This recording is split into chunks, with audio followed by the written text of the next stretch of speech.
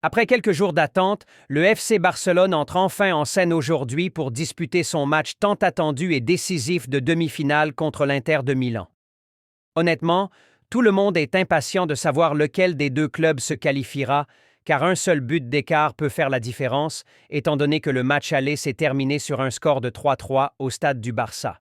Le match d'aujourd'hui est donc crucial, puisque aucune des deux équipes n'a d'avantage au score. Cependant, l'Inter a un petit atout. Le club italien joue à domicile et bénéficiera du soutien inconditionnel de son public. Comme nous l'avions confirmé dans la vidéo précédente, nos latéraux Alejandro Baldé et Jules Koundé ne joueront pas cette demi-finale.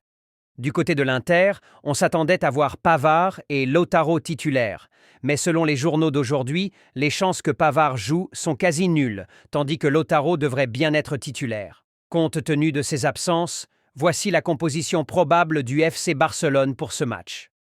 À la fin de la vidéo, je veux que vous me disiez si vous êtes d'accord avec cette composition ou si vous feriez des changements.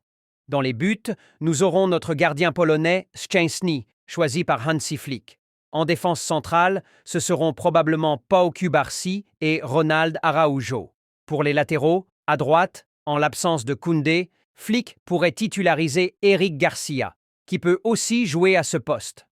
À gauche, bien que certains pensent que Flick optera pour Gérard Martin, les journaux évoquent plutôt une titularisation d'Iñigo Martinez. Ainsi, nous aurions probablement Eric Garcia à droite et Iñigo Martinez à gauche. Au milieu de terrain, il est peu probable que Flick change quoi que ce soit. Nous verrions donc Pedri, Frenkie de Jong et Dani Olmo en milieux offensifs. En attaque, il a été confirmé aujourd'hui que Lewandowski a demandé à Flick d'être titulaire. Cependant, on ne sait pas si Flick prendra ce risque, car Lewandowski revient tout juste de blessure, et l'idée initiale était de le faire entrer en seconde mi-temps. Dans ce cas, l'attaque serait probablement composée de Lamine Yamal et Rafinha sur les ailes, et si Lewandowski ne commence pas, Ferran Torres jouerait en pointe. Alors, selon toi, es-tu d'accord avec cette composition? Ferais-tu des changements? Qui retirerais-tu et qui mettrais-tu à sa place? Dis-le-moi ici, je lirai ton commentaire.